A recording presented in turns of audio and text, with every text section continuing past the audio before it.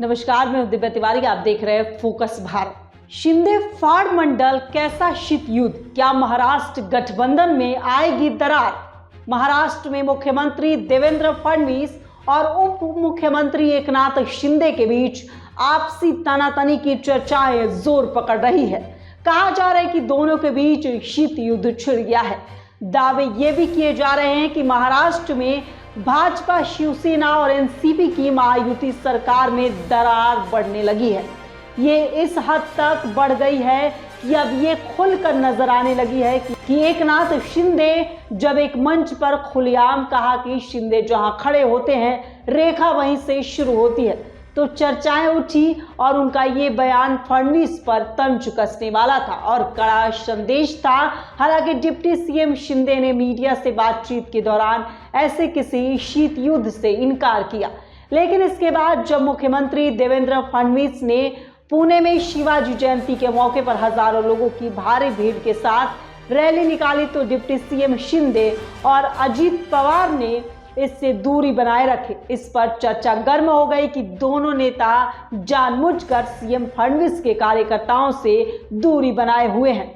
यह भी कहा जा रहा है कि पुणे में आयोजित समारोह में भाजपा केंद्रित कार्यक्रम बन गया है, जबकि केंद्रीय युवा मामले एवं खेल मंत्रालय ने महाराष्ट्र सरकार के साथ मिलकर शिवाजी जयंती पर पूरे राज्य में पदयात्रा का आयोजन किया था।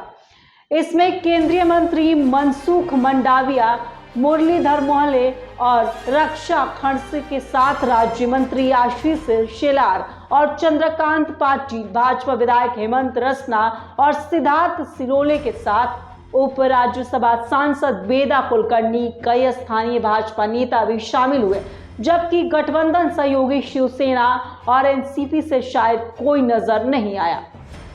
महाराष्ट्र के युवा मामले और खेल मंत्री दत्तात्रेय भरणे ही एकमात्र एनसीपी नेता थे जिन्होंने पदयात्रा में हिस्सा लिया। इसके बाद कयास लगाए जाने लगे और ये साफ संकेत है कि महाराष्ट्र गठबंधन में आपसी कलह बढ़ रही है। हालांकि एकनाथ शिंदे शिवनेरी किले में शिवाजी जयंती समारोह में शामिल हुए थे, लेकिन इसके बाद वो मुंबई लौट गए।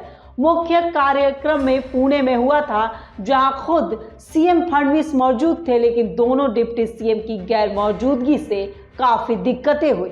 इससे अटकलें को बल मिला। हाल ही में एकनाथ शिंदे गुट के नेताओं की सुरक्षा भी कम कर दी गई, जिस पर शिवसेना नेताओं की नाराजगी देखी गई थी। शिवसेना विधायकों और नेताओं की सुरक्षा घटा दी गई, जिससे शिवसेना में नाराजगी है।